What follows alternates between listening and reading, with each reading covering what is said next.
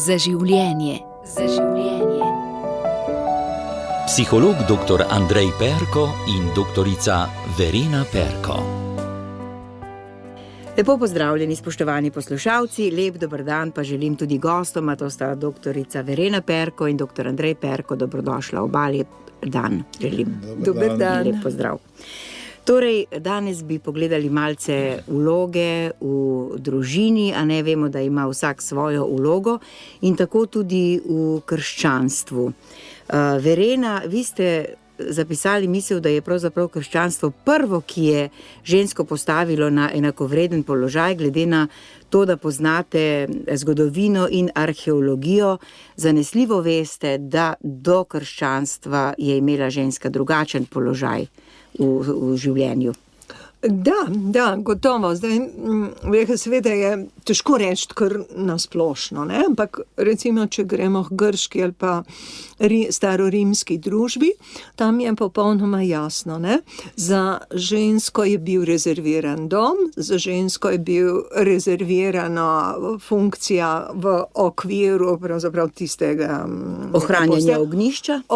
Tako, varovanja. Zelo dobro, varovanja ognjišča in seveda v okviru družine kot tista, ki daje življenje. Zdaj, kako si mi to razlagamo? Seveda si razlagamo, tudi to je treba vedeti z vidika današnje družbe in današnjega pojma. In se velikokrat reče, da ženska je bila v senci moškega, ni mogla javno govoriti, bila je ponavadi in tudi zakon jo je obšel. In vemo iz podatkov, da je recimo tudi pri štetju cenzus, ki ga opravljajo vsake par let v starem Rimu, ker preštejejo vse praktično, posestvo, njive, delovno živali in tako naprej, ampak da so tukaj otroci in ženske pravzaprav niso upoštevane. Tisti, ki je patriarhalna družba, to je razumljivo. V isti sapi je pa tudi treba dodati, da je še tudi drugačen pogled, da je pa ženska tista, ki v antični družbi dejansko je najpomembnejša pri vodenju obredja, religioznega, verskega obredja. Tako da ta pripomba, ona skrbi za ognjišče, ni to v današnjem smislu, da puca šporgat, bi rekli na Gorenjskem, ampak je varuhinja najvišjih, rekla, zavetnikov cele družine, to so deis, bogovi, ki pa so pravzaprav pobožanstveni predniki. In to je princip tedanje družbe. Tako da ona, ki je vpletena, ženska, ki je vpletena v darovanja, v obredje, recimo vsakodnevno, ki se začne doma in tako dalje, pravzaprav daje vendarle tudi videti, da so te vloge modro razporejene, in da jih mi težko razumemo z današnjega časa. Je pa res, da je krščanstvo prvo, ki pravi, svetega Pavla lahko citirava, ni Juda, ni Grka, oziroma obratno, ni in tako naprej. Ženske. Tako, in ženska je praktično, in to tudi velikokrat navajajo prav zgodovinski viri, da je to temeljni vzrok, zakaj se je krščanstvo tako razširilo. Najbrž ni čisto tako, ampak eden izmed vzrokov pa je.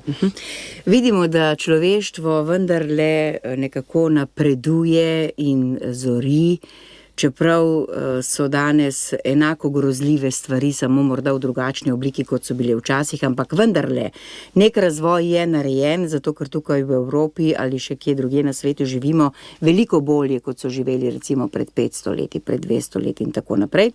Se pravi, verjetno je nekaj te regulative v družbi in v človeku, da stvari nekako pelje neko pravo pot naprej. In ko se obrne preveč v skrajnost, se potem zbudijo neke sile, da se pripelje to v neko sredino, recimo delavski razred, ki je tako trpel, pa imamo danes sindikate, ki so seveda preveč vsemogočni, pa ženske, ki so se takrat v industrijski dobi zdele, da so res potlačene, izkoriščane, nižje plače so imele in se je zbudilo gibanje, ki mu rečemo feminizem, ampak to, kar je danes feminizem, ni več tisto, kar je bil v začetku. Kako vi, Verena, in vi, Andrej, gledate na to? No, bomo kar može vprašali. Vete, sam feminizem kot takšen je ogromno dobrega prinesel.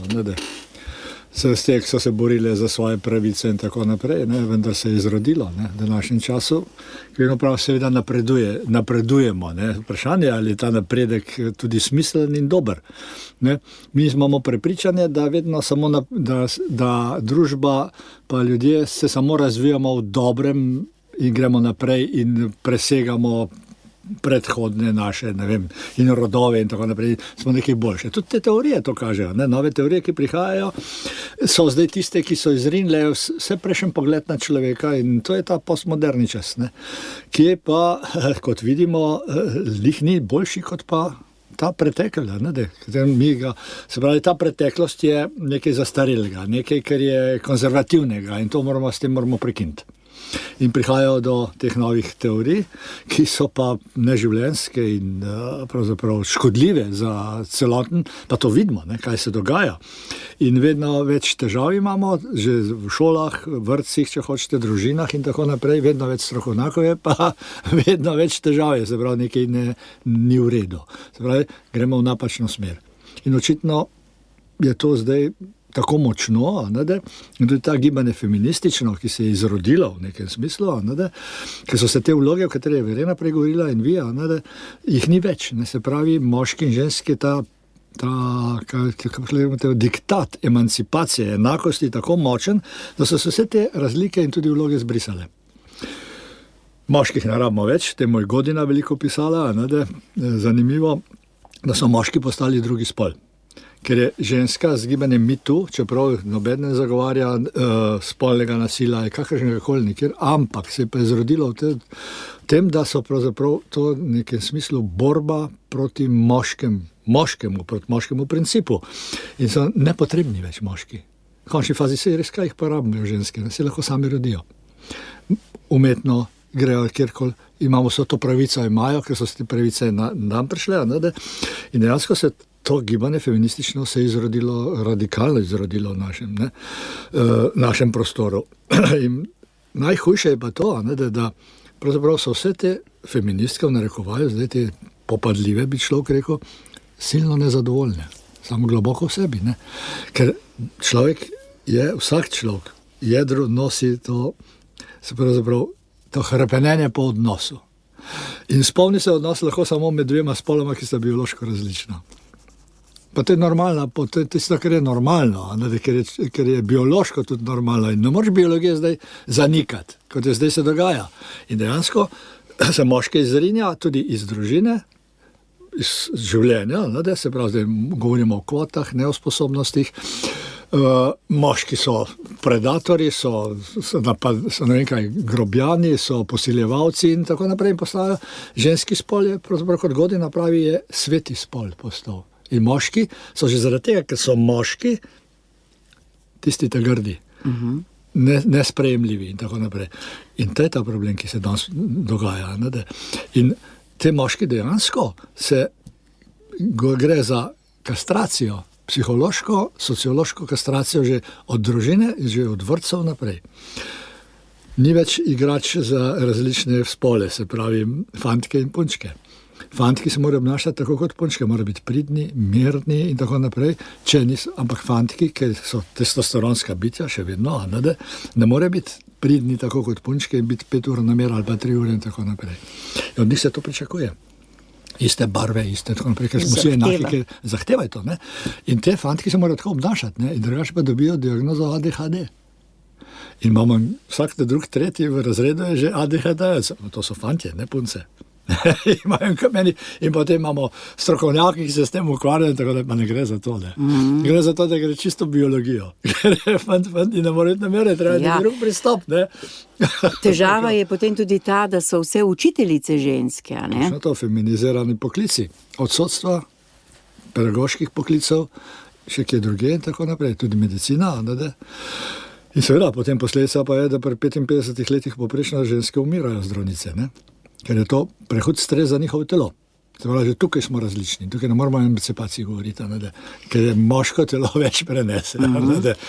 Normalno. Ja, žalostno je res gledati, kako si ženske same kopljejo jamo, a ne? Tu mislim, kako demonstrirajo za svobodo splava, pa svobodo že tako ali tako imamo, a ne? In geslo moje telo, moja pravica, da lahko ženska tako izključi nerojeno in nemočno bitje, tega v resnici sploh ne moram razumeti.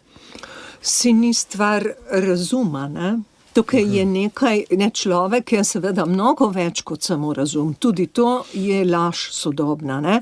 In mnogo več vedenjem je mnogo več kot samo tisto znanstveno in empirično, kar danes velja za človekovo znanje, ne?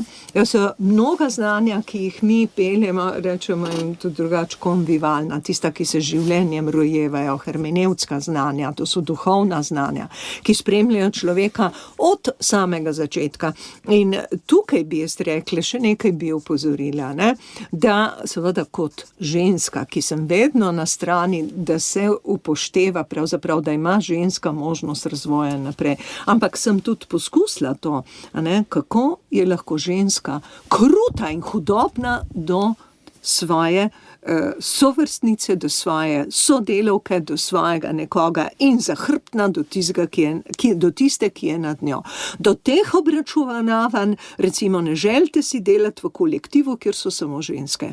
To je katastrofa. Takih hudobi nisem bila nikoli deležna od nobenega moškega. To pa moram reči, ne? Še nekaj bi opozorila, ne?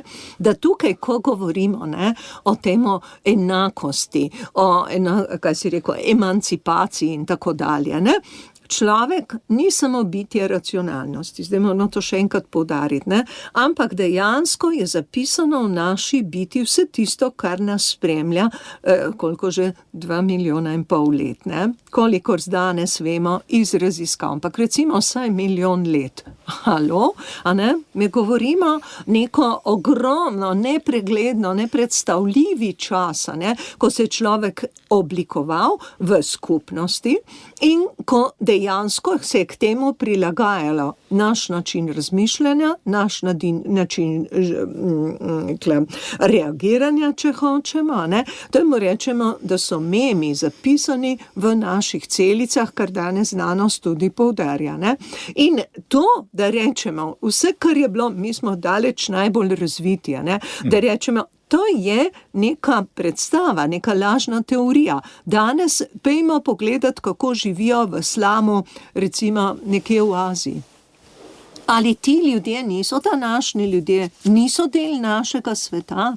Ne? Ker se izkorišča, seveda tudi fantke, ampak punčke, ne? Ker govorimo o množični pravzaprav tržiščih prostitucije in tako da, kar je prinesel sodoben svet, ne? Je poznal že prej, ne? Ampak v taki meri ne.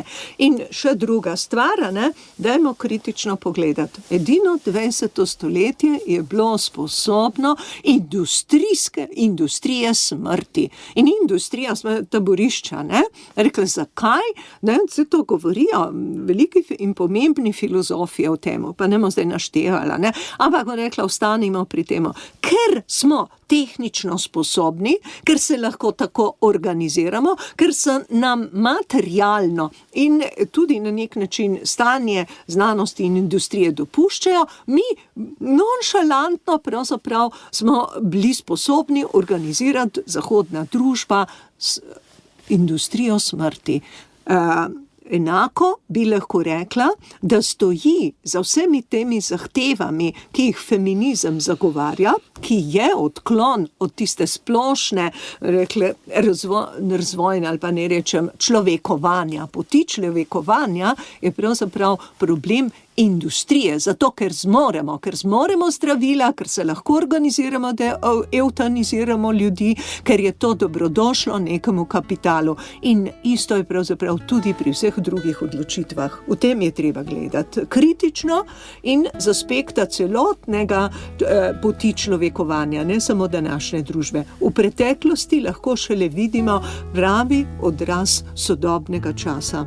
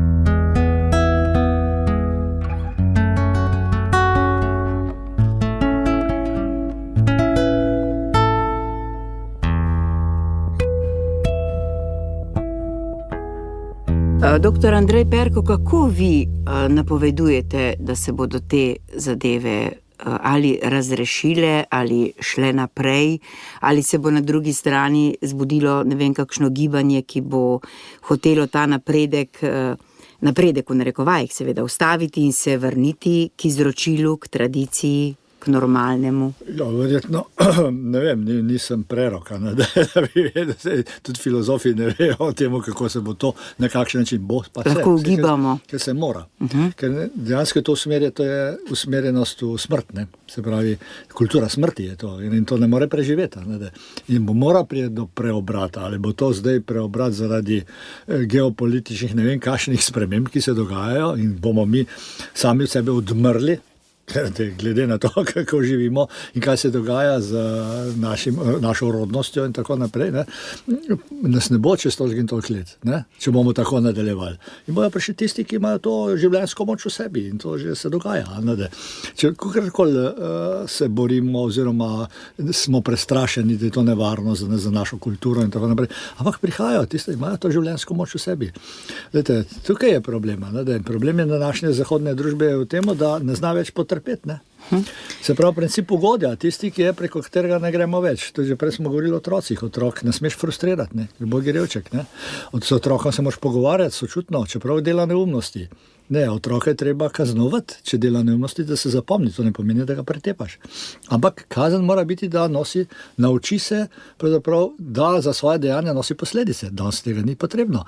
In je to izključeno. In dejansko to gre za primarni narcizem, potem, ki se razvija naprej. In ta narcizična družba obstaja v našem okolju. In to ne more iti nikamor. Ne? In se bo razsulo samo v sebe. Tako kot je komunizem padel, kot je to celotno družben sistem, ki je bil zgrešen, se je zrušil sam vase. In tudi to se bo zrušilo. Nekdaj, ne vem kdaj. Jaz verjetno tega ne bom doživel, ker sem prestar. Ampak tako ne bo mogla naprej iti. Ja. Logično. Ob tem se mi pa poraja vprašanje, prej ste omenili, a ne, da prihajajo ljudje, ki imajo otroke, se pravi rodnost velika, po 80 otrok, a ne. Potem pa nekdo da postaviti plakate z verzom Simona Gregorčiča, a ne, da tuj človek naj pod našo streho naj bo gost, ampak ne gospod. In pri nekih oblikovalcih javnega mnenja, ga bom kar imenovala Bagola, to označi za nestrpnost. Verena. Ja, se bom vrnila k prejšnji misli. In sicer o temo, kako se učimo iz preteklosti. In že spet ponavljam, človek se lahko o samemu sebi nauči od bližnjega drugega, ki ga globoko spoštuje in ki vnaprej skrbi za njegov obstoj. To Levinas govori temu. In še enkrat, sodobna družba lahko sebe kritično ugleda v podobi preteklosti. Pravi, da je ta pot, da bi razumeli preteklost, je nujna tradicija. To je hermenevtika, govori Gadamer. Ne? Nujna tradicija. Kajti, če jaz pozabim, kaj je pomen nekih besed, nekih pojmov, nekih podob, ki jih imamo, kako že, upisane tudi v svojih memih, v svojem načinu obnašanja, potem preprosto sebe ne morem razumeti, ne razumem svojega okolja. In seveda vse, kar storim, lahko tudi v najboljši volji dejansko uničujem. Da pravi, če mi brišemo to preteklost, če brišemo tradicijo, če dejansko postavljamo svet na novo, kar se vedno znova v revolucijah dogaja, feminizem je tudi neke vrste revolucija, ne? Rekla, kako že se v naslednji fazi zgodi, da žre feminizem svoje lastne otroke. Ne? Pravi, to je nekaj, kar in zdaj pa tisto, ne, kdo bo preživel, zdaj pa vendarle sneva še enkrat se vrniti k evolucionizmu, ne? Tiste skupine, ki nosijo v sebi življenje, tiste, ki so globoko zasidrane v svoji tradiciji, ki imajo še neke vrednote. Nič ni črno in belo, ne? Nič ni črno in belo in vse družbe imajo velikanske probleme. Ampak tle bi se mogoče res strinjala, no, se bom strinjala s svojim možem, ne, da je treba ločiti tisto eno smer, ne, to so tudi psihologi uveli, ki vodi v smrt, in druga, ki je v življenje. Nekrofilna, biofilna, to je še stari Fromm, v 60-ih smo z navdušenjem to brali, 70-ih, ne? To je tip človeka, ki razume, ki se veseli življenja, ki se odloča življenje uprita, ne? Ali pa tisti tip, ne? Ki je, boste takoj prepoznali nekoga, temno oblečen, z nekimi verigami, z nekimi poslikavami, ki vpije pravzaprav nekaj nestrpne, tiste, ne? In drugega, ki pravzaprav zre kljub vsem težavam v prihodnost, kaj ti ve, da prihodnost, kako je že to, otroci so, kako je že rekel, Khalil Gibran, a ne, prebivajo jutrišnjem dnevu, so bitja jutrišnjega dneva, ne, da pravi vidi svoje lastne otroke, ki jih ni moč videti, če nimamo tistih korenin v preteklosti, ne. Človek je presežno bitje, je duhovno bitje, ki nenehno povezuje preteklost v smislu videnja in življenja, ne, intencije, bi rekli filozofija, ne, prihodnjega dne. Mi pa vidimo, razumem, zdaj pogledamo svojo lastno družbo, ne, izginila, dimenzija prihodnosti je izginila. Tako kot režemo preteklost, režemo in uničujemo tudi sedanjost. Ali se vam zdi, da bi bilo potrebno, da bi se slovenski narod tako bolj na globoko zavedal tega, da če ne bo otrok, če ne bomo ustvarili pogojev za to, da bi mlade družine imele otroke, da bo potem čez čas res tuji rod pod našo streho, gospod? No, če smem tako reči, da ne, odgovoriti na to, vedno so bila vrata odprta življenja. Življenje si samo odpira vrata in ne gleda na to etnično ali pa celo na bančni račun. Na Grka, na Juda. Na Grka, na Juda. Krasno, krasno, to je bilo pa zdaj čudovito povedano, ne? In hvala Bogu, Slovenci imamo, samo da v temu veliko premalo pišemo, ne? Rekle, kje se prebere, da se je rodil ta 8. otrok, ta 9, da so krstili ta 10 in vidiš tam tiste same glavce pred oltarjem, ne? Kje o temu preberemo? Samo še v družini. Poklon temu, ne? Jih ni tako malo, vendar pa v skupnem seštevku in v sklopu zahodne civilizacije, kamor Slovenija in slovenska kultura sodi, pa vendar je premalo, ne? So otoki, ne, seveda tiste zdravega življenja. Mi govorimo tukaj, se doskrat smo o tem že tudi tukaj na radiju govorili, samo o patologiji. in posameznika, in družbe in tako naprej. In sploh dejansko ne vidimo več zaradi tega zdravega dela, ki pa tudi je, in na temu se potem tudi življenje zopet raste. In tukaj moramo biti tudi optimistični v nekem smislu, čeprav ne govorim samo katastrofa, konc bo, ne vem kaj. So te otoki, ki, veste, imajo vpliv tudi na družbo. Te družine, ki imajo po 5-8 otrok, dejansko seveda, to se pač zanika zdaj, ker je takšen postmoderni čas, ko se prej ni tradicije, ni unga, ni tretjega, relativizem, emancipacije, ne vem kaj, vsega vraga, ki je, ne priznavate te tradicije, ja, se potem tudi ne veš, kako se orientirati, ampak so te in nehote vplivajo na bližnjo okolico in to spreminja. Tudi družbo potem kasneje. In bo prišlo do zasuka. Saj tudi zadnja knjiga, ki je prevedena od Chantal del Sola, o krščanstvu. Pravi, da krščanstvo pravzaprav bo neko drugo obliko našlo in bo preživelo, ne bo umrlo, čeprav zgineva zdaj cerkve prazne, ni duhovnikov, ni tega. Ja, ampak zaradi tega krščanstvo ne bo zginilo, ampak bo na nek drug način bo zaživelo in tudi prosperiralo. Nedvomno. Tudi z družbo bo tako. Zdaj mi seveda neke katastrofalne scenarije rišemo si v glavi in tako naprej. Ja, seveda ni dobro. Ne moreš reči, da je pa ok, pa bo. Ne? Kaj je možno? Vsak posameznik, v bistvu je, da se vsak posameznik vpraša, gre za osebno odgovornost po Franklu, ne kolektivno. Osebno odgovornost, kaj bom jaz naredil, da bo stvar boljša, da bo stvar smiselna. Kaj je moja naloga? Življenjska. In potem seveda širše družina, otroci in potem se to širi tudi na družbo. Tako osebna odgovornost za to, da nekaj napravimo, da bo stvar šla v pravo smer. To je pa naša odgovornost. Ne?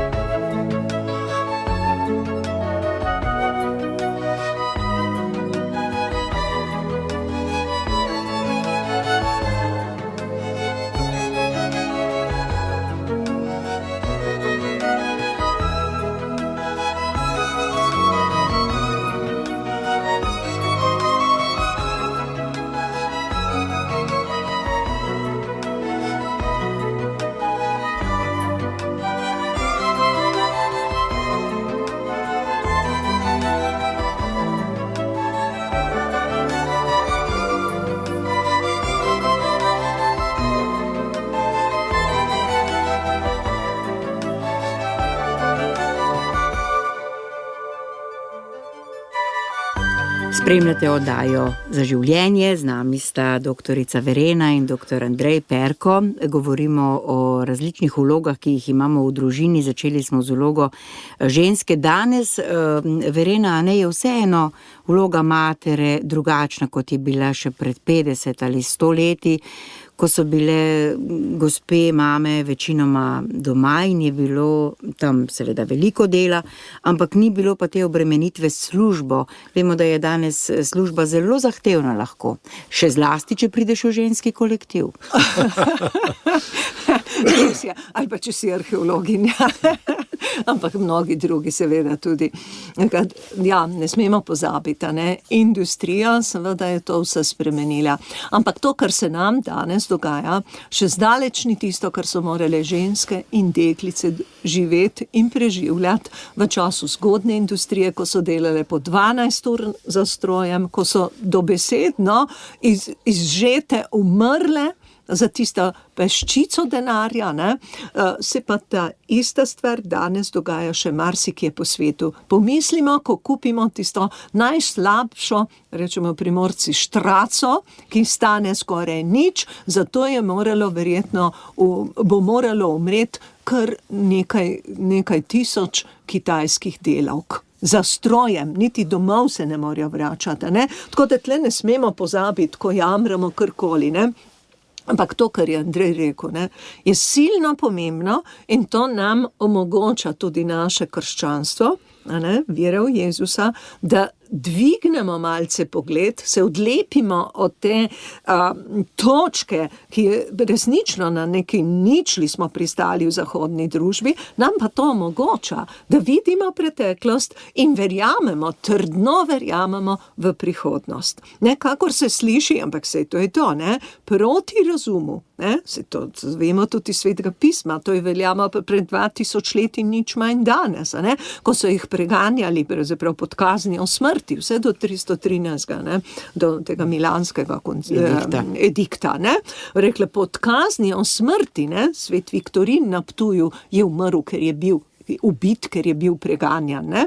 Niso bili lažji časi, ne, in to nam omogoča, da dvignemo in da proti pravzaprav svojemu lastnemu človeškemu razumu vidimo in verjamemo v prihodnost. To je tisto naše upanje in moč, ki jo imamo kot kristjani in ki bi ga morali, tukaj pa imamo nalogo deliti ga, izpričevati, ne, za svojim pogledom, ne, ki vidi čez to, kar nas danes obdaja. Ja, pa še ena šiba se mi zdi, da je v tem času, ki je včasih ni bilo, to je, da vsak, ki ima 5 minut časa in dovolj podpornikov, lahko svoje mnenje uveljavi bodisi v kakšnem glavnem mediju ali pa sam na katerem koli teh družabnih omrežij, a ne. Kako vidva gledata na tak pojav, na pojav tega, da res vsak nekaj soli pamet, a ne, resnica pa je velikokrat drugačna. Doktor Andrej Perko. Ja, težka je to. Ja, to je svoboda govora, ne? Zdaj se ravno za ta hip imamo težavo s tem, ne? Vsak poje. Problem pa je, da seveda nepoklicani, neizobraženi in ta masa, o kateri že govori, kot smo že doskrat govorili, Galimberti tudi pa, no, ta filozof Ortega Gasset, ne? Pač dobiva to moč, ne? Da lahko izraža se, mislim, masa, kot človek rekel, ne, ta elita ne pride več do izraza. Dejansko tudi izgineva. Ne. In elita je tista, ki je pravzaprav poklicana, da nekje je svetilnik bi morala biti, a ne da celotne družbe. In se po njej tudi bi morala ravnati, vendar v današnjem času, a ne da to ni več vrednota. Ne. Zakaj gre? Gre za ta čas današnji dejansko, da je vse relativno. Moja resnica je sveta. Se pravi, ni več ene resnice, ampak je vse. In vsak je lahko strokovnjak za vse. Ne? Se to nam je že Milan Kučan povedal, da je več resnic. Seveda, in to je absurd, ki je postal zaradi tega, ker potem, če imam jaz moja resnica, nekaj velja, tudi seveda imam pravico in imam možnost seveda se tudi debatirati o stvarih, ki pojma nimamo njih, ker je moja resnica ravno tako redna kot resnica nekega strokovnjaka, potem ne, imamo situacijo, katera je danes, da lahko se to dogaja, kar se dogaja, da lahko pamet solijo. Spomnite se v zdravniškem, ne, ko je bilo v času covida in tako naprej, kaj se je dogajalo, dobro, vprašanje, ki se tudi stroka ni vedela natančno kaj in kako, ampak ne zaupa se več stroki, ne zaupa se več strokovnjakom. Enako smo vredni, ali nekdo, ki je eno knjigo prebral, ali pa to ne, da je enako vredno, lahko sodeluje v teh debatah in njegovo pravica in pravzaprav možnost je v tem, da se ga resno jemlje, v narekovaju. Ja, to je problem. Ja, hudo je, da gre stvar še naprej, da nekdo, ki je eno knjigo napisal, tudi veliko vsega ve. Še to? Problem so ljudje, ki vejo eno stran več kot knjiga. Tudi to, da je To so na moji vasi rekli, to je tako krasno. Tako krasno. Jaz bi tukaj vendarle klicala k zdravi pameti. In sicer prvi ukrep, vršte televizijo skozi okno. Drugi ukrep, berite, glejte in samo tisto, čemur menite in ste presodili, da lahko zaupate. Vse to drugo je popolnoma izguba časa, zastrupljanje in danes že obstaja pravzaprav tudi izraz, kaj že rotten mind ali mind rotten, nekaj takega, in sicer kaj hočejo s tem povedati, da nam možgani, zdravi možgani se gnijejo ob brskanju po telefonu, ob branju vsega tega, kar je rekla zmedeno, kar je ogromno nekega blefiranja, ampak smo v času blefiranja. Ampak po drugi strani, kako je že tisto, ko posveti žarek v temo, to je zelo, zelo globoka misel, simbolna, vemo, kaj pomeni žarek, jaz sicer res tema ne spremem, ampak zgine. Pa tudi, ko najdeš bisera, prodaš vse, da kupiš tisto nivo in si urediš vrtiček. In jih ne mečeš svinjam. Rekla, to so tako pomembne zgodbe. Rekla, jaz večkrat opozarjam pravzaprav, da bi morali z zgodbami vzgajati tudi v našem šolstvu in tudi višje, in to se že tudi počne v svetu, tistimi zgodbami, ki nas odpirajo neki zdravi pameti v skupnost. Kaj je zdrava pamet? Se tudi reče celo zdrava kmečka pamet, zato ker kmet ne more obstajati sam, je v neki skupnosti, v naravi. In na zemlji. In na zemlji, povezan z zemljo in seveda še kako odvisen od neba. Rekle, to je tisto, kar je zdrava pamet, je skupnostna pamet človeka, ki se zasidra v svoji skupnosti. Nobena človeška skupnost pa ni samo današnja, ampak seveda sega daleč nazaj v rodove pred nami in je usmerjena v naprej. Drugače bi bilo, vam rekla, dajmo zračunati približno, koliko imamo, pojejmo, ponucajmo, uničimo, tako se tudi približno obnašamo. Ampak to ni, še vedno to ni tisto, kar bi nas moralo voditi. Voditi nas mora neka notranja luča, za katero kristjani pa vemo, ki je usmerjena naprej in je usmerjena v življenje. Ja. Če gremo spet na vpliv medijev, pa ne mislim teh glavnih, ampak teh vplivnežev, tisti, ki imajo mogoče tudi kakšne težave sami s seboj in ki govorijo največje neumnosti, so običajno najbolj glasni in nažalost to tudi pri tem drži. Kaj po vašem mnenju, razen tega, da tega spremljamo čim manj, kolikor se da, je še drug ukrep, da se nekako zaščitimo pred propadanjem lastne pameti? Ja, recimo, da zjutraj preberemo Božjo besedo in začnemo dan s tem. In kdorkoli zna kakšen tuj jezik, ga prebere ta odlomek tudi v tujem jeziku. Je več tistih, rekla, odpira svoje obzorja. Ampak nič hudega. Če je samo slovenski jezik poklon, da je še nekdo, ki bere v slovenščini in da pravzaprav se globoko zamisli okoli tega, kaj mu za danes sporočamo. To so naše glavne novice, ki veljajo, ki sežejo čez dan, daleč naprej in daleč nazaj in ki nas na nek način tudi očistijo in nas postavijo v tisti odnos, ko sva rekla prej, med nebo in zemljo. Ki nas opozorijo, smo ljudje. Ja, gre za osebno odgovornost. Dostikrat je tudi v skupinah, ko se imajo konfliktne situacije, partnerski odnosi in tako naprej. Kaj je moj nasvet pravzaprav tem ljudem? Zjutraj, ko vstaneš prvo, pomisli, kaj boš naredil dobrega za svojo ženo. Ne, se pravi, to je tisto, kaj bom naredil dobrega, ali pa obratno, ne, za moža, kaj je danes tisti dan, da se pravi ta princip kratkih korakov. Ne, da, Moj mož je feminist. ja, v nekem smislu, ja. Ne, seveda, seveda, kaj bom dobrega naredil svoji ženi, to je tisto, da izboljšujem pravzaprav tudi sebe s tem. Ne samo, da je dobro ženi, Če sta mož in žena eno? Postajam boljši človek s tem. Ne, da, in s tega tudi preprečim marsikateri konflikt zaradi tega, ker sem se tako odločil in to še v meni živi. Vsak dan sproti, kot naprimer anonimni alkoholiki. Vsak dan sproti se zaobljubijo, da ne bodo pili 24 ur. Zaobljubo si dajo. In ta zaobljuba je živa še. In je prisotna in v možganih in v človeku. In tudi tukaj lahko napravimo. Kaj je moja naloga, osebna naloga, da bom boljši človek in s tem prispeval in družini in tudi širši okolici neko pozitivno noto. Ampak to je tisto temeljno izhodišče, ne? Ljubi svojega bližnjega. Ja, točno to. Nič ne naredimo tega, kar ne bi želel, da tebi naredijo. In to smo v tisti osnovi. Resnično v osnovi. Da to pozabljamo. Ja.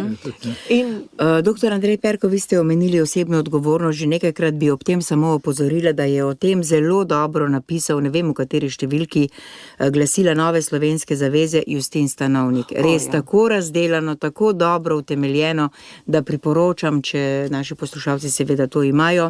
Ampak ta osebna odgovornost je nekaj, do česar mora človek sam od znotraj zavestno priti, dozoreti nekako, ali lahko starši pripomorejo, ali odmorejo. Starši so prvi, ne, ki bi morali, to je njihova naloga, da pokažejo pod svojim otrokom ta vrednotni svet. Ne. Zdaj pa, če ga starši nimajo, je pa problem. Ne.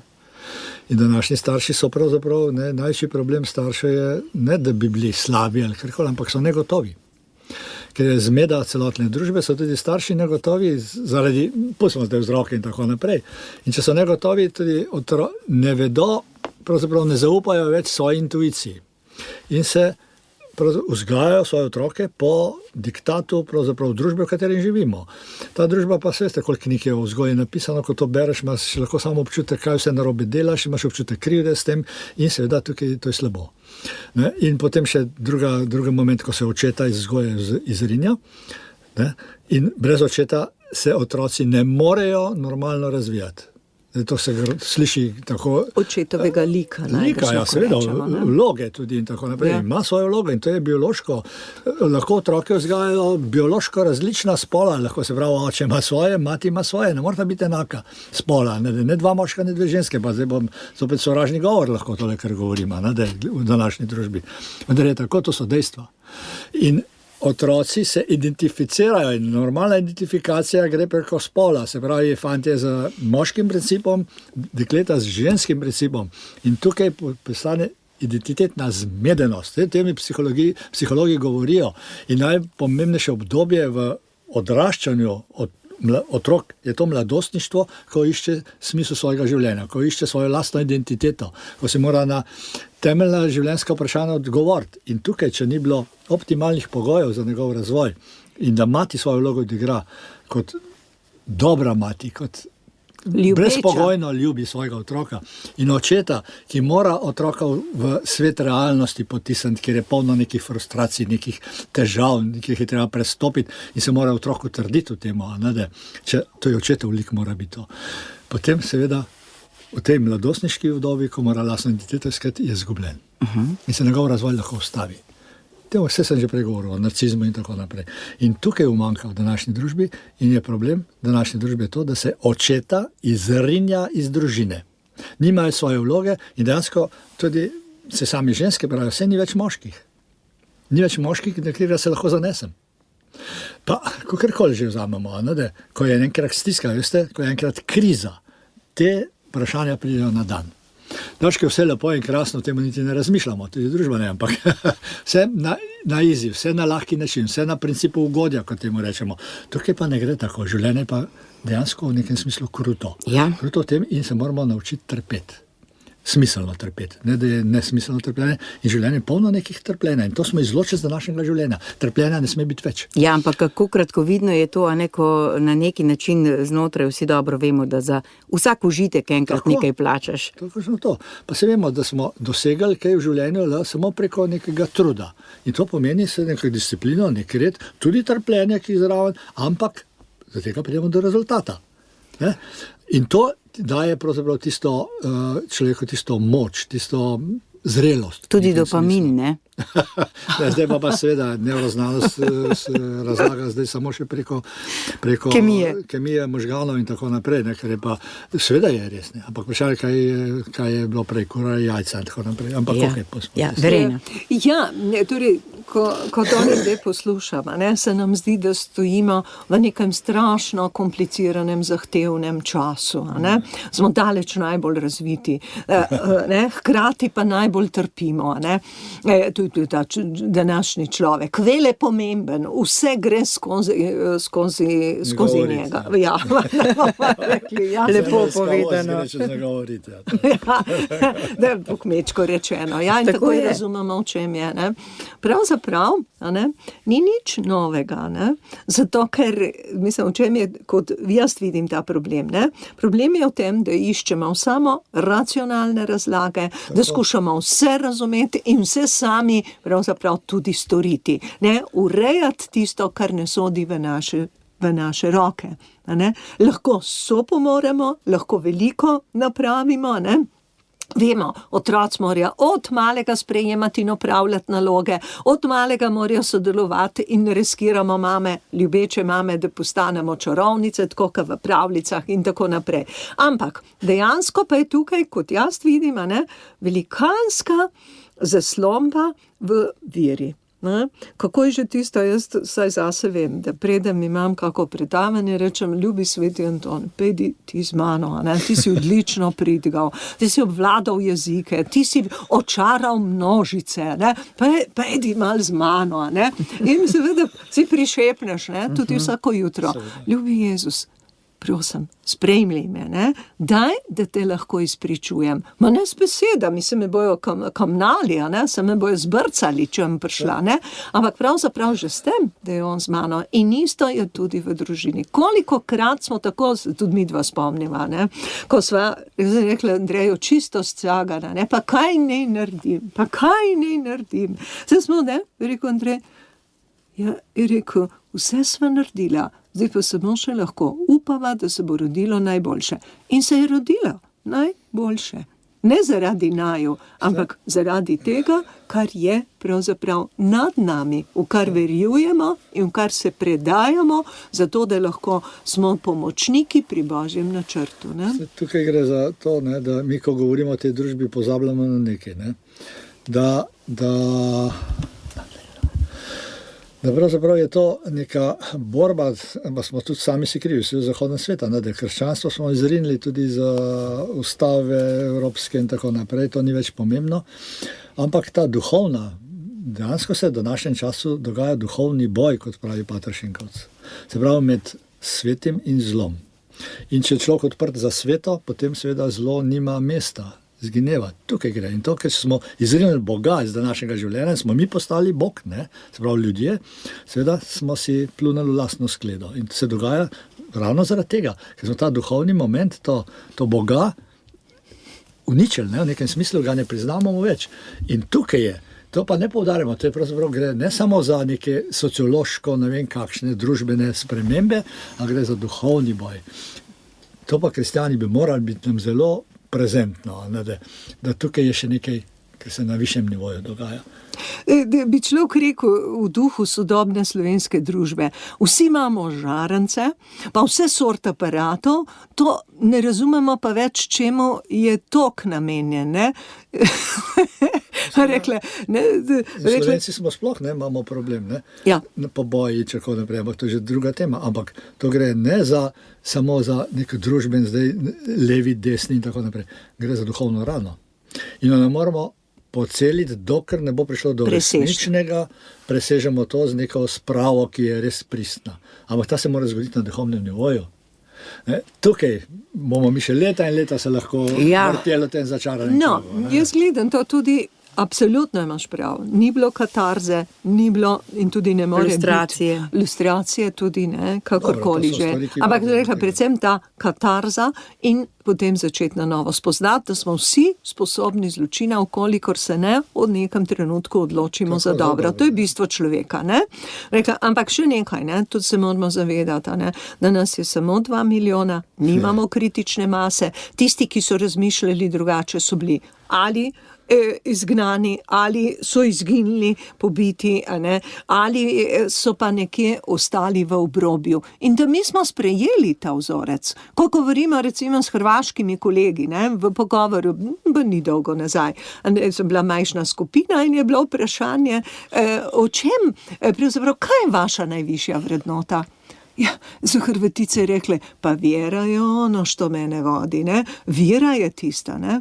In so se vprašali, če bi mi govorili, to ni bila neka katoliško društvo, ampak neka skupina v nekem drugem, se vseeno kaj, ne, si zamislite, da bi Slovenci se pogovarjali odprto v skupini 10-15 ljudi in da bi te vprašali, kaj je tvoja tista, joj, veste, kaj vse je moje, ne, me to je vodi zasebna šport, zadeva, ne, to je tako so nas zasebna zadeva, učili. to je izgnano.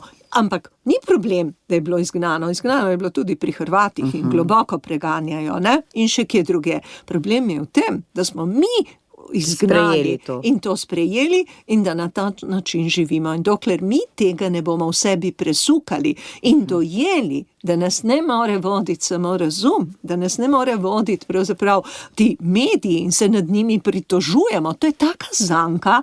Glejte, ni dovolj, da nas mediji zastrupljajo, ampak se še mi s tem, ko premlemamo okoli njih, še vrtamo, s palco tolčemo, kako je že rekel doktor Ramovše, ne? Ko najdeš kup gnoja, kaj boš naredil? Ne? Boš vzel palco in boš tolku po njemu in boš šel ti in gnoj bo sta eno in isto. In to se nam dogaja v vsakdanjem življenju. Ne?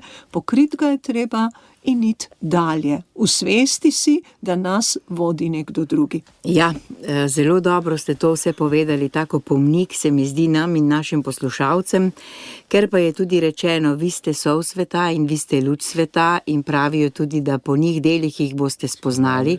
Se mi zdi, da imamo res veliko odgovornosti, da moramo živeti tako, kot je prav, pošteno, pravično in morda manj govoriti in to vse uresničevati in delati.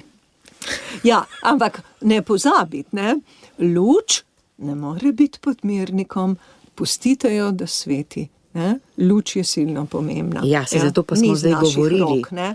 Zato je toliko problemov okolo mrežnine in to je jasno. Ja, dobro, da ste tudi na to opozorili. Hvala lepa, bom rekla obema. Ob koncu sem hotela imeti še kotiček za knjige, ampak bom omenila samo eno, ki jo bomo predstavili enkrat v prihodnosti. Andrej Perko in Uroš Perko, 2 avtorja, Pozdravljeno življenje, 3 primeri dviga in čustvenega zorenja s pomočjo socialno-andragoške metode. Oče in sin se gledata iz oči v oči. Knjigo bomo predstavili, seveda. Andrej, hvala, ker ste jo prinesli in želim vse lepo. Hvala lepa. Za življenje. Za življenje.